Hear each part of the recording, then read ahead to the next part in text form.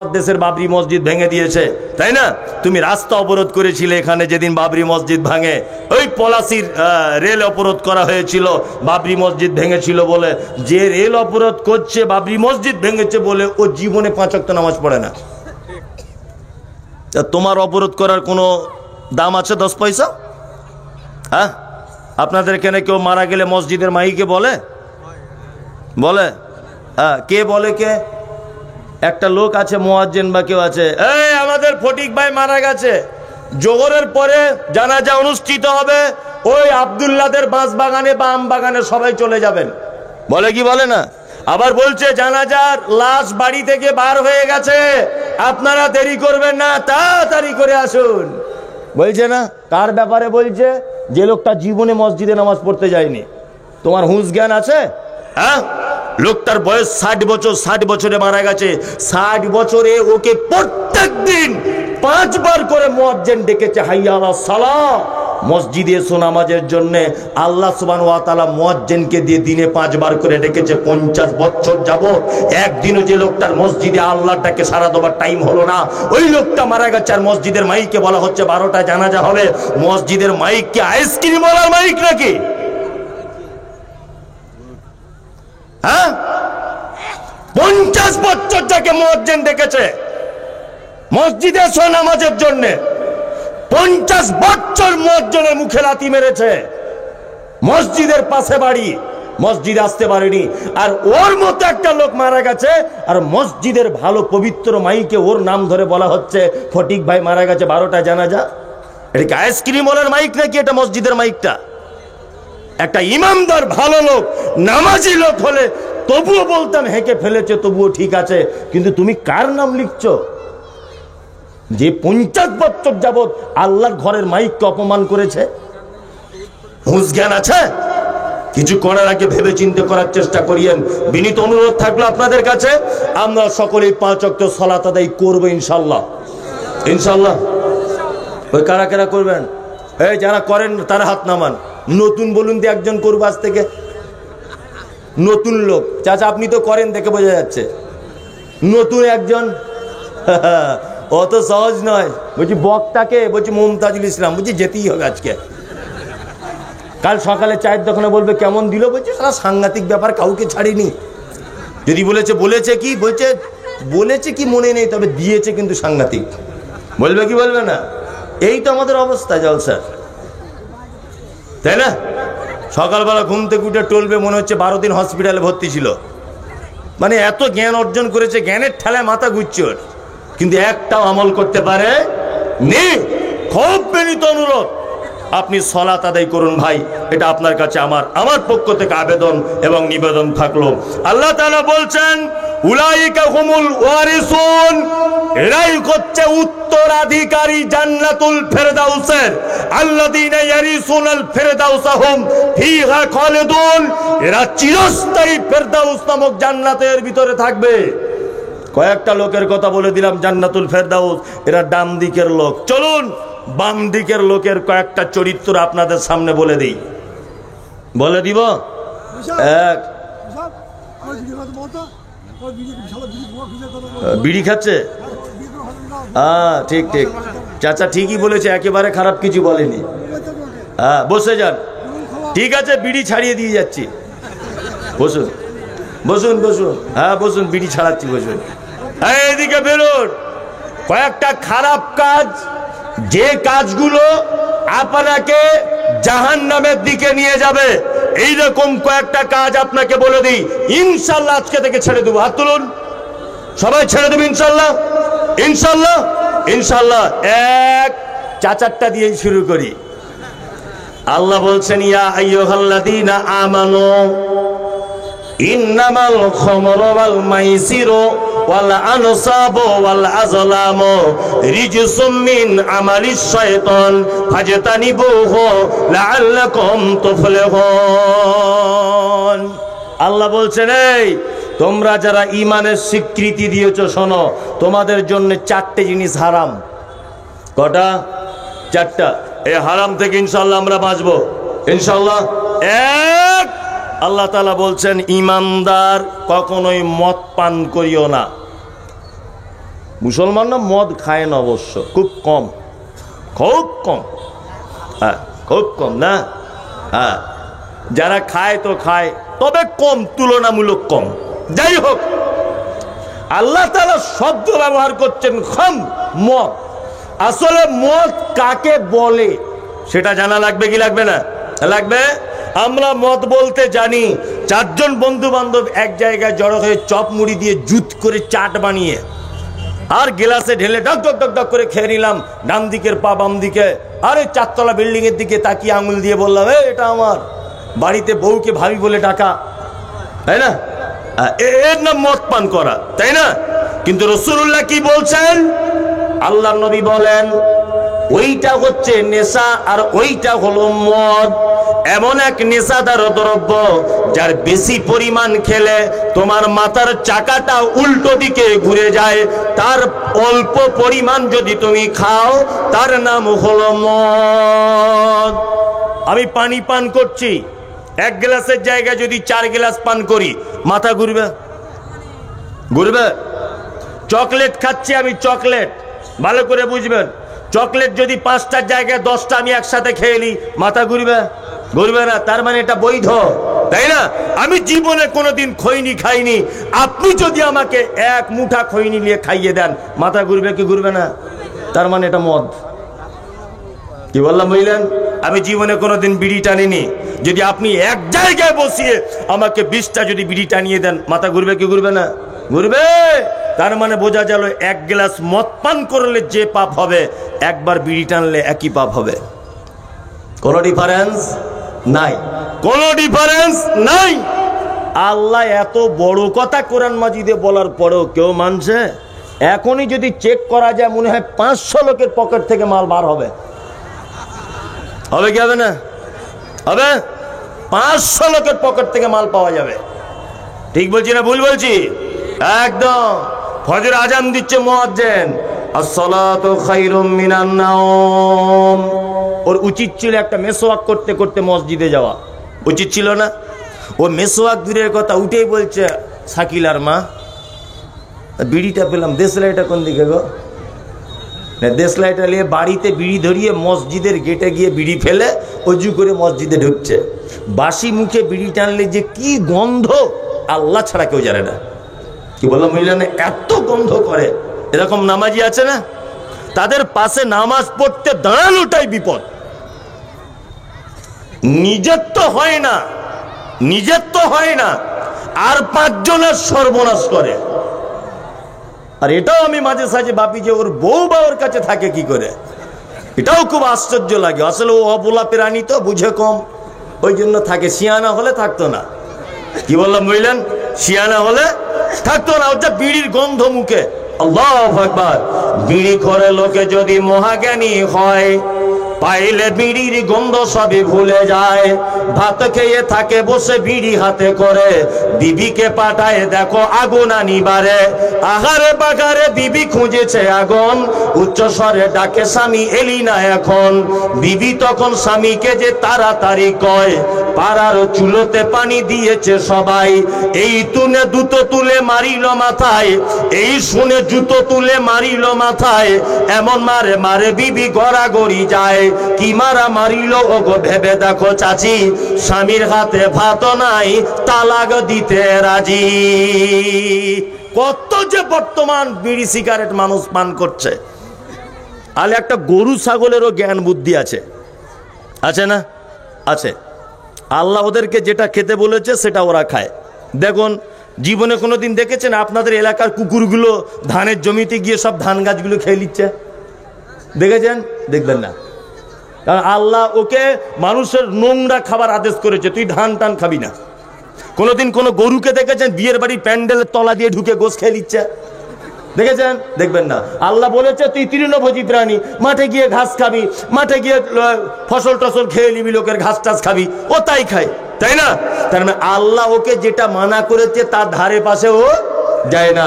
পৃথিবীর সেরা মখলুক, তার নাম মানুষ, আল্লাহ নিষেধ করে দেওয়ার পরেও সেইটাতে বেশি করে খায়।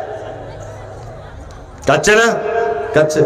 অল মাইসির, দেবদেবীর পুজো করা হারাম, জুয়ো হারাম, ওয়াল মাইসির, জুয়ো খেলা হারাম।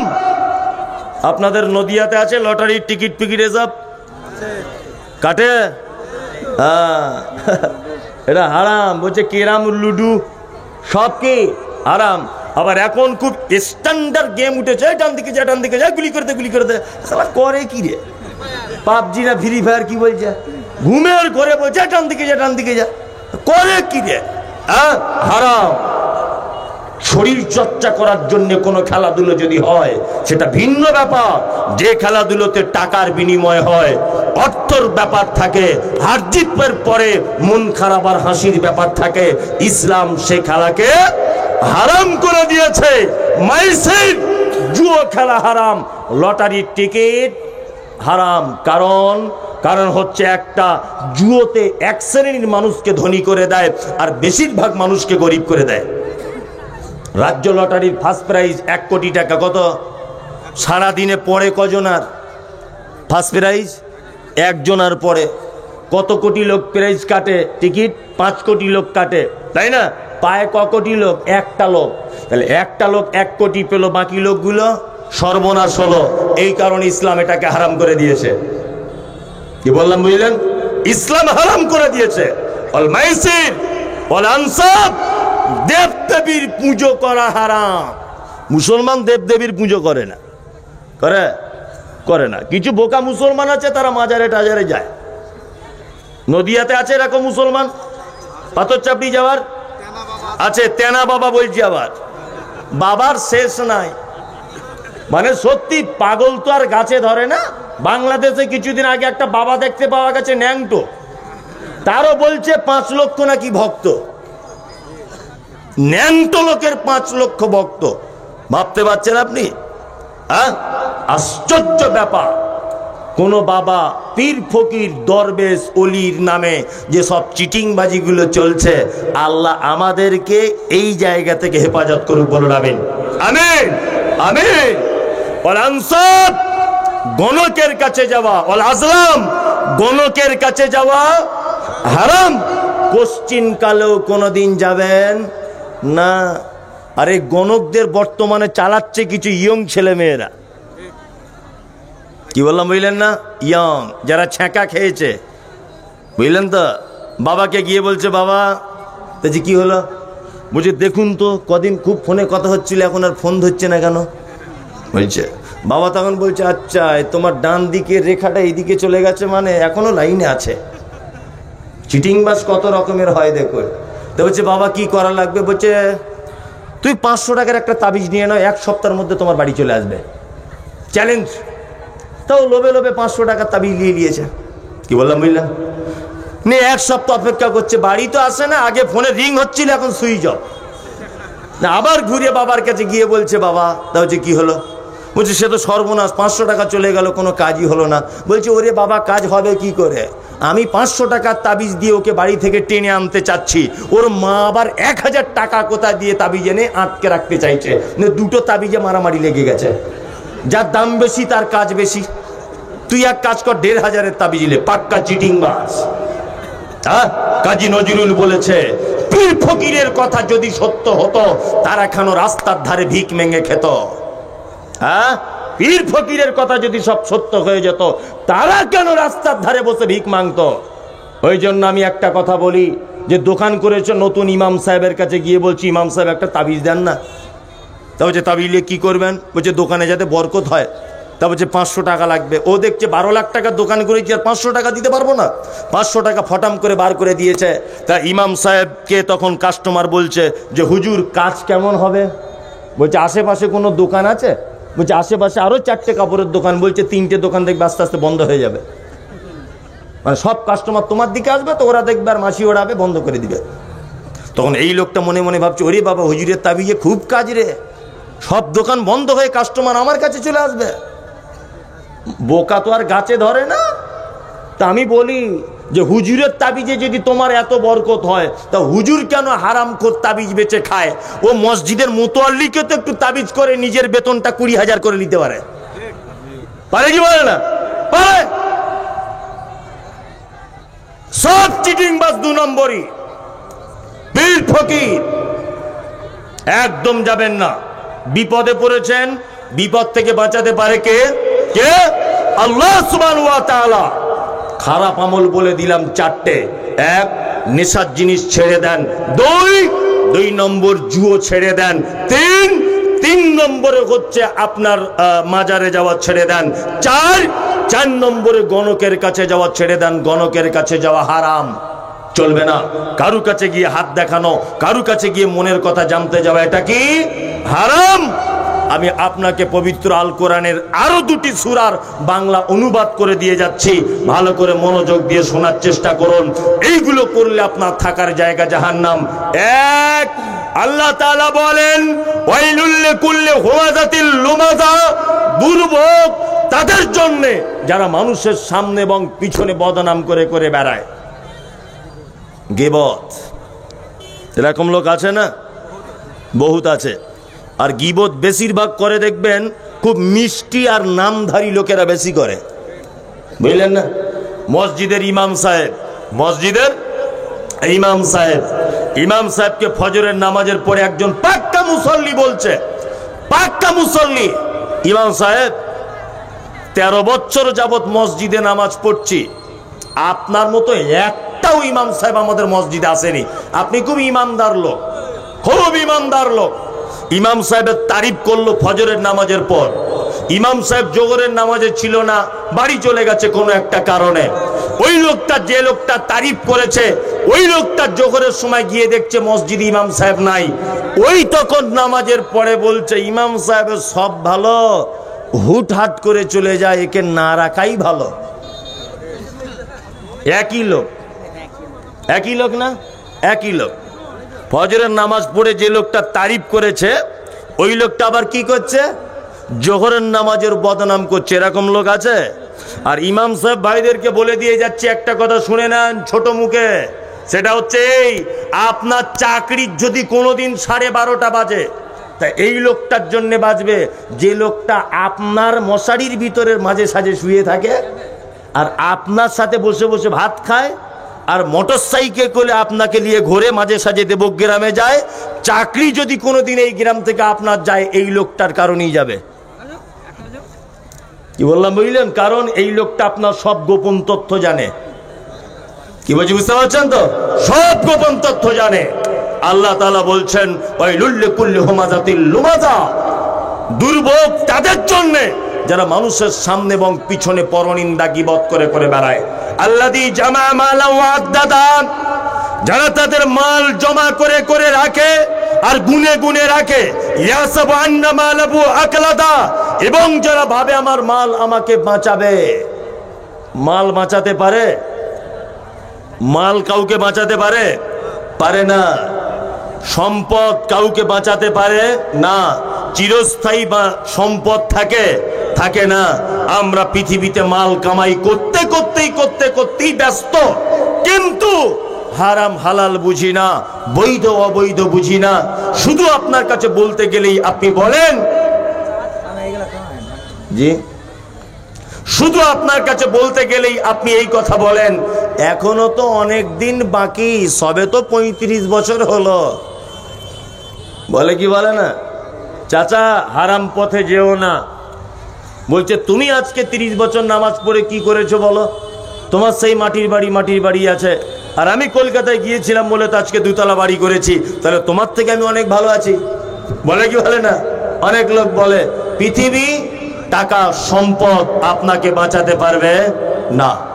ইতিহাস আপনি ভুলে গেছেন। বামফ্রন্টের সব থেকে বড় কমরেড ছিলেন কমরেড জ্যোতিবাবু, পশ্চিম বাংলার, তাই না? বেঁচে আছে লোকটা? বেঁচে নেই। শাহজাহান বেঁচে নেই, আকবর বেঁচে নেই, সেকেন্দার বেঁচে নেই, নবাব সিরাজউদ্দৌলা বেঁচে নেই। পৃথিবীতে কেউ বেঁচে থাকবে না। তার মানে বোঝা যায় সম্পদের বলে কেউ বাঁচতে পারে না। পৃথিবী একটা ধোকার জায়গা। কি বললাম বুঝলেন? প্রতিটা মানুষ ভাবছে আমি আমার বেটার ভবিষ্যৎ করছি। প্রতিটা মানুষ মনে মনে করছে টাকা ইনকাম করতে পারছি, বুড়ো বয়সে এটা আমার কাজে লাগবে। হচ্ছে কি হচ্ছে না? হচ্ছে। পৃথিবী কেমন জায়গা আপনাকে দেখাবো। খুব ভালো করে আপনি অনুভব করতে পারবেন যে পৃথিবী কেমন জায়গা। কেউ আপনার কিছু করবে না, আপনি পৃথিবী ছেড়ে চলে যাবেন, টাকা আপনার কাজে আসবে না। আমাদের নবী জনাবে রাসূলুল্লাহ সাল্লাল্লাহু আলাইহি ওয়াসাল্লাম পৃথিবী থেকে চলে যাওয়ার আগে শনিবারের দিন আম্মাজান আয়েশাকে ডেকে বলছেন, ও আয়েশা গো, আমাদের বাড়িতে কি কোনো সম্পদ আছে, টাকা আছে কিনা, পয়সা আছে কিনা? আম্মাজান আয়েশা বলেন, ইয়া রাসূলুল্লাহ, আমাদের বাড়িতে 5টা থেকে 9টা সোনার কয়েন আছে, এই সোনার কয়েন ছাড়া আমাদের বাড়িতে আর কিছু নাই। আল্লাহ রাসূল বলছেন, আয়েশা রে, এটা তুমি এখনো কেন দান করলে না বলো? আম্মাজান আয়েশা বলছেন, ইয়া রাসূলুল্লাহ, আপনি অসুখে ছিলেন, এই কারণে দান করতে পারিনি, ব্যস্ততার ভিতরে ছিলাম। বিশ্ব নবী বলছেন, আয়েশা রে, কোন নবীর পক্ষে আর কোন ইমানদারের পক্ষে এত নিকৃষ্ট জিনিস তার বাড়িতে রেখে আল্লাহর সাথে সাক্ষাৎ করা ঠিক হবে না। তার মানে নবীজি আয়েশাকে বোঝাতে চাইলেন, ওরে আয়েশা, পৃথিবীর এই সম্পদ, নিকৃষ্ট সম্পদ, তুমি যদি আল্লাহর রাস্তায় দিয়ে দিতে পারতে, তুমি যদি দান করে দিতে পারতে, তাহলে এটা আমি আল্লাহর দরবারে পেয়ে যেতাম, আর এটা হয়ে যেত উত্তম একটি সম্পদ। আয়েশা শোনো, পৃথিবীতে টাকা পয়সা কোনো কাজে আসে না, এটা নিকৃষ্ট জিনিস বুঝিয়েছেন বিশ্ব নবী জনাবে রাসূলুল্লাহ সাল্লাল্লাহু আলাইহি ওয়াসাল্লাম। ইয়াহসাবু আন্না মালাহু আখলাদা, আল্লাহ বলছে মাল চিরস্থায়ী থাকবে না, বাঁচাতে পারবে না। কাল্লা, কখনোই নয়, লায়ুম বাজান্না ফিল হুতামা, আল্লাহ তাআলা বলছেন হুতামা নামক জাহান্নামে অচিরেই তাদেরকে নিক্ষেপ করা হবে। অমাদ্রা কামাল হুতামা, নবী আপনি জানেন হুতামা কি? নারুল্লাহিল মুকাদা, আল্লাহ বলছেন হুতামা নামক জাহান্নাম, এটা আমার নিজস্ব তৈরি করা প্রজ্বলিত আগুন। আল্লাতি তাত্তালিউ আলাল আফইদা, এই আগুনের এত তীব্রতা, এই আগুনের এত তেজ যে মানুষের অন্তঃকরণ পর্যন্ত পুড়ে ছাই হয়ে যাবে। ইন্নাকা আলাইহিম মুসাদা, আর মানুষকে জাহান্নামের ভিতরে, হোতামার ভিতরে বেঁধে রাখা হবে। ফি আমাদিম মুমাদ্দাদা, আর আগুনের তৈরি করা থাম্বাতে তাদেরকে পেঁচিয়ে পেঁচিয়ে বাঁধা হবে। আপনার কাছে বিনীত অনুরোধ, আপনাকে কয়েকটা খারাপ কথা বলে দিলাম, আল্লাহ আমাদেরকে গীবত থেকে বাঁচাক। টাকা সম্পদ আপনি উপার্জন করুন, কিন্তু তাই বলে এটা নয় যে আপনার সম্পদ আপনাকে বাঁচাতে পারে। এবার আপনাদেরকে উভয় পক্ষের দিকে লক্ষ্য রেখে দুটি কথা বলে দিই, সেটা হচ্ছে এই, আচ্ছা বলুন তো, পৃথিবীতে কারোর মাধ্যমে জান্নাত যাওয়া যায়? একটু হিসাব করে বলুন। যায়? যায়। কার মাধ্যমে যায়? আব্বা মায়ের, হ্যাঁ, আব্বা মায়ের মাধ্যমে জান্নাত যাওয়া যায়। এদের সেবা করার মাধ্যমে জান্নাত যাওয়া যায়। সেবা যত্ন করেন তো? করেন? নদিয়ার মানুষ, যে জান্নাত কোথায় যাচ্ছেন, কোথায় খুঁজছেন? কিছু লোককে দেখতে পাওয়া যাচ্ছে ঘন ঘন উমরা করতে যাচ্ছে, শুধু উমরা হজে, বলছে এবারে আবার মক্কায় যাবার নিয়ত করেছি, মৌলভী সাহেব দোয়া করবেন। মানে ওর একটা ধারণা যে মক্কাতেই মনে হয় জান্নাত বসে আছে, এটা ওর ধারণা, তাই না? হ্যাঁ।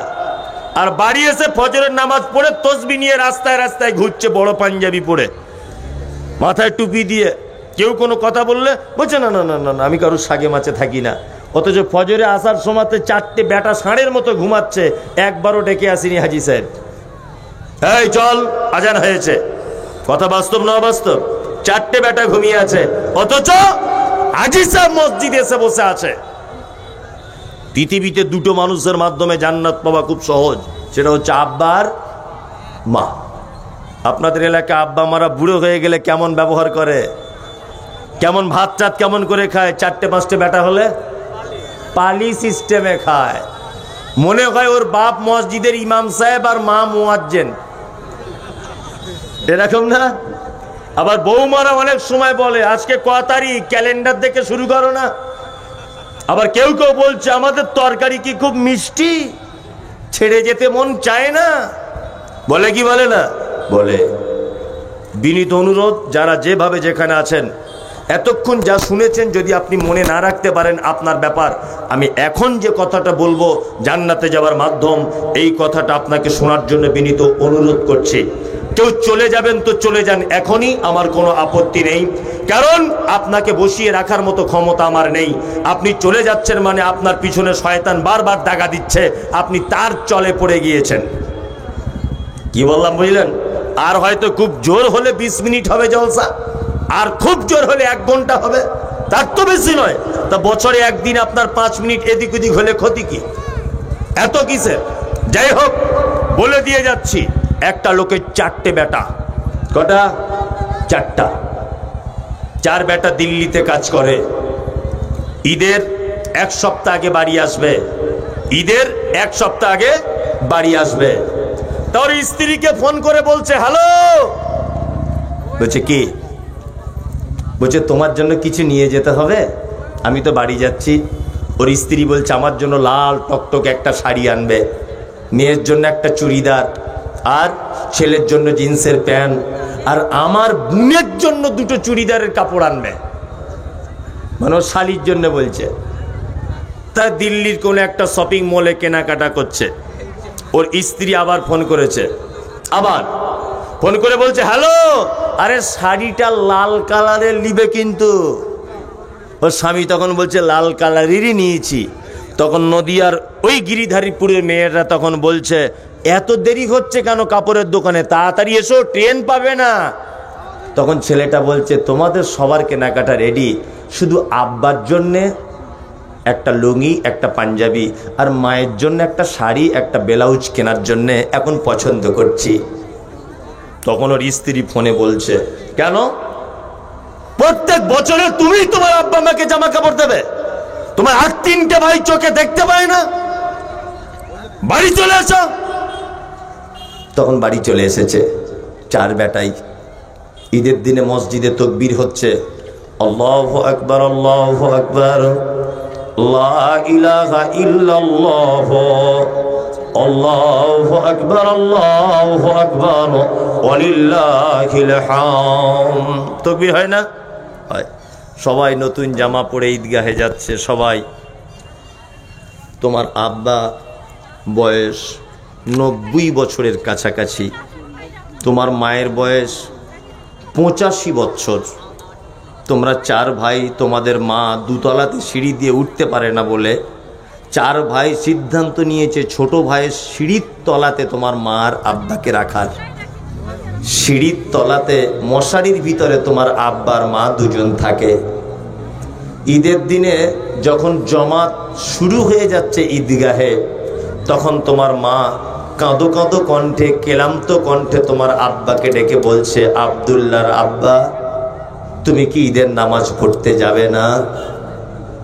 বলছে যেতে তো ইচ্ছা করে, কিন্তু জামা কাপড় কোথায় আছে কিছু বুঝতে পারছি না। যে আপনার 85 বছরের মা আস্তে আস্তে আস্তে আস্তে আস্তে করে উঠে, আস্তে আস্তে করে উঠে কি করেছে, বাক্সর ভিতর থেকে একটা গত বছরকার পুরাতন জামা ছিল, সেই জামাটা আপনার আব্বার হাতে তুলে দিয়ে বলেছে, কোনো রকম ঈদগাহে যাও, বছরে একবার ঈদের নামাজটা অন্তত পড়ে এসো। বলে না? বলে। চলে গেল লোকটা, চলে গেল। ঈদের নামাজ শেষ, সবাই বাড়ি চলে এসেছে। তোমার আব্বা হাতে লাঠি নিয়ে আস্তে আস্তে আস্তে আস্তে আস্তে করে তোমাদের বাড়ির মেন সদর দরজার কাছে এসে বসে আছে। আল্লাহু আকবার। দুপুর 2টো পর্যন্ত তোমাদের বাড়িতে বিরিয়ানি হয়েছে, গোস্ত রান্না হয়েছে, লুচি হয়েছে, মিষ্টি হয়েছে, সব কিছু হয়েছে, সবাই আনন্দ করে খাচ্ছে। 2টো বেজে গেছে, তোমার আব্বার মা 1 পেয়ালা গোস্ত আর 2টো লুচি বা পরোটা পেল না। কারণ তোমার আব্বা মা যে খুব বড় ভুল করেছে জীবনে। তোমার আব্বা মায়ের ভুল নেই? হ্যাঁ, মারাত্মক বড় ভুল। তোমার মায়ের মতো ভুল তো পৃথিবীতে আর কেউ করেনি। তোমার মায়ের 1-2টো ভুল বলবো? বলি। তোমার মা ছিল গিরিধারপুর গ্রামের একজন পর্দানাসীন নারী। জীবনে কোনোদিন কোনো পরপুরুষের মুখ দেখেনি, কোনোদিন কোনো পরপুরুষের মুখ দেখেনি তোমার মা। কিন্তু তুমি যখন পেটের মধ্যে ছিলে, তোমার মাকে নিয়ে যাওয়া হয়েছিল পলাশীর হাসপাতালে, দেবগ্রামের হাসপাতালে। তোমার মা তোমার মতো অপদার্থ ছেলেকে জন্ম দিতে গিয়ে, যে মা জীবনে কাউকে মুখ দেখায়নি, সেই মা পরপুরুষ ডাক্তারের সামনে সায়া ব্লাউজ খুলে দিয়ে তার লজ্জাস্থান দেখিয়ে দিয়েছিল, লজ্জা করেনি। এটা তোমার মায়ের জীবনের প্রথম নম্বরের ভুল। তোমার মায়ের দ্বিতীয় অপরাধ, তোমার মায়ের মাথার চুলগুলো ছিল কালো কুচকুচে, হাঁটু পর্যন্ত দুলতো।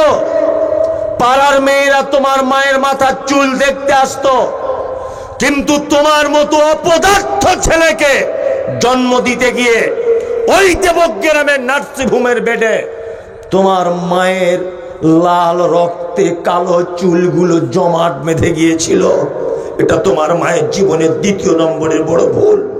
তোমার মায়ের তৃতীয় নম্বরে বড় ভুল, তোমার মা জীবনে কোনোদিন ইনজেকশন দিতে পারতো না, এত ভীতু নারী ছিল তোমার মা। কিন্তু তুমি যেদিন পেটে এসেছিলে, তোমাকে জন্ম দিতে তোমার মা যখন দেবগ্রামের নার্সিংহোমে গেল, ডাক্তার বাবু বলেছে বাচ্চা সোজাসুজি থাকার কথা, বাচ্চাটা আড়াআড়ি করে লেগে গেছে, বাচ্চা নাও বাঁচতে পারে। তোমার মা সেদিন ডাক্তার বাবুর পায়ে জড়িয়ে ধরে বলেছিল, ডাক্তার বাবু আপনি দয়া করে আমার পেট কেটেও যদি হয় আমার বাচ্চাটাকে বার করুন, আমি তার মুখ দেখলে আমি সব কষ্ট ভুলে যাব। ডাক্তার বাবু সেদিন ধারালো কাঁচি দিয়ে, ধারালো ছুরি দিয়ে তোমার মায়ের পেট ক্যাচ ক্যাচ করে কেটে দিয়ে তোমার মতো অপদার্থ ছেলেকে জন্ম দিয়েছিল। সেই যে মোটা সূচার সুতো দিয়ে তোমার মায়ের পেট সেলাই করেছিল, আজও তোমার মা 85 বছর বয়সে মশারির ভিতরে তার ব্যথা অনুভব করে। তোমার মা মানে তুমি কে জানো? চিকিৎসা বিজ্ঞানীরা বলেছে প্রত্যেক দিন একটা বাচ্চা তার মায়ের 8 বার করে দুধ পান করে, এক বার 250 গ্রাম দুধ পান করতে হয়। কোরআনের ভাষায় 30 মাস তাকে দুধ পান করাতে হয়। 50 টাকা যদি তোমার দুধের যদি লিটার হয়, একটা বাচ্চা তার মায়ের দুধ পান করে 90,000 টাকা। তোমার মাকে তুমি জানো? বহরমপুরে তোমার নানির বাড়ি, তোমার মা বাসে উঠেছে তোমাকে নিয়ে, স্টেট বাসে, বাসে কোন রকম সিট পেয়েছে, তোমার মা বসে আছে, তোমার বয়স তখন 1.5 বছর। তুমি তোমার মায়ের ওড়না ধরে বারবার টানছ আর হিচড়াচ্ছ কুচড়াচ্ছ, বলছো মা একটু দুধ দে না। তোতলা তোতলা কথা বলতে শিখেছো, মা একটু দুধ দে না, মা একটু দুধ দে না। তোমার মা গিরিধারপুর গ্রামের একজন পর্দাশীল নারী, পাড়া গ্রামের মেয়ে, বাসের ভিতরে কত যুবক ছেলে দাঁড়িয়ে আছে, চারিদিকে তোমার মায়ের বয়স তখন 25-26 বছর, টকটকে অপরূপা চরমা সুন্দরী তোমার মা। বাসের ছেলেগুলো তোমার মায়ের দিকে দেখছে, তোমার মা ভাবছে কি করে ব্লাউজটা খুলি। তুমি যখন বারবার বিরক্ত করেছো তখন ব্লাউজের হুকগুলো খুলে দিয়ে বলেছে বেটা এলে, দুধের মোটাটা মুখে ধরিয়ে দিয়েছে, একদিকে পেটের কাপড় টানছে, আর একদিকে মাথার কাপড় এরকম ভাবে ঢাকছে, আর একদিকে চারিদিকে এরকম করে ফ্যাল ফ্যাল করে দেখছে। তোমার মা যদি সেদিন একবার বলতো বাসের ভিতরে লজ্জা করছে দুধ দিতে পারবো না, আমি মমতাজুল ইসলাম বলছি তোমার কচি কণ্ঠনালী হাতকে তুমি মারা যেতে, বাঁচতে পারতে না তুমি। তোমার মায়ের থেকে পৃথিবীতে বড় মিথ্যুক আর কোন নারী নেই। তোমার মায়ের থেকে বড় মিথ্যুক আর কোন নারী নেই। তোমার আব্বার ইনকাম কম ছিল, তোমরা 5 ভাই, তোমার আব্বা 1 কেজি গোশ কেনার টাকা পেত না, 500 করে গোশ আনতো। 3 ভাই খেয়ে নিয়েছে, তোমার আব্বাও খেয়ে নিয়েছে, 2-3 পিস গোশ হাঁড়িতে পড়ে আছে। তুমি স্কুল থেকে বাড়ি এসেছো, তোমার মা ভাত খুলে 2 পিস গোশ দিয়েছ, তুমি বলছো মা তুমি খেয়েছো? বলছে বেটা আজকে আমার পেটে না কেমন গ্যাস হয়ে গেছে, মনে হয় আমি খাবো না, তুই খেয়ে নে। তোমার মা হচ্ছে মিথ্যুক। তুমি যাতে 2 পিস বেশি করে খেতে পারো, প্রত্যেক দিন তোমার জন্য মিথ্যা কথা বলতো। তোমার আব্বাকে তুমি অবহেলা করো। তোমার আব্বা কোন পুরুষ তুমি জানো? তোমার আব্বা সেই পুরুষ যে তোমাকে তোমার স্কুলে সাইকেল কিনে দেবে বলে কলকাতায় রাজমিস্ত্রি কাজ করত, 30 টাকা করে টিফিন খরচার টাকা পেত। তোমার আব্বা টিফিন না খেয়ে টাকাটা জমিয়ে জমিয়ে তোমার মায়ের অ্যাকাউন্টে ভরে দিয়ে বলেছিল, এটা আমাদের আব্দুল্লাহ সাইকেল কিনে দিও। তোমার আব্বা মানে কে জানো? তোমার আব্বা মানে হচ্ছে একজন টোটো চালক। কনকনে শীতে দেবগ্রাম মেন রোডে টোটো গাড়িটা নিয়ে কন কন কন কন করে শীতে কাঁপছিল, কারণ তোমার স্কুলের ফিস দিতে হবে ১৫০০ টাকা। এই টাকাটা দেওয়ার জন্যে তোমার আব্বা কনকনের শীতে ওখানে বসে থাকতো। তোমার আব্বা মানে ঈদের দিনে তোমাকে নতুন জামা পরাবে বলে ৬০-৬৫ বছর বয়সে দুর্গাপুরে রাজমিস্ত্রি লেবারের কাজ করতে গেছে, কাঁপতে কাঁপতে মশলা মাথায় নিয়ে ২তলার সিঁড়ি দিয়ে উঠছে, শুধু তুমি নতুন জামা পরবে ঈদের দিনে, তাই এটার নাম পুরুষ, এর নাম আব্বা। কোরআন কি বলে? কোরআন বলে ইয়াসালুনাকা মাযা ইউনফিকুন কুল মা আনফাকতুম মিন খাইরিন ফালিল ওয়ালিদাইন ওয়াল আকরাবিন ওয়াল ইয়াতামা ওয়াল মাসাকিন ওয়া ইবনিস সাবিল ওয়া মা তাফআলু মিন খাইরিন ফাইন্নাল্লাহা বিহি আলিম। নবীকে জিজ্ঞাসা করা হচ্ছে, নবী আপনি বলুন, সারা পৃথিবীতে যত খরচা আমরা করি, মাদ্রাসায় দিই, মসজিদে দিই, ঈদগাহে দিই, অনাথ আশ্রমে দিই, এক কথাতে যত জায়গাতে দান ধন করি, আপনি বলুন উত্তম খরচা করার জায়গা কোনটা?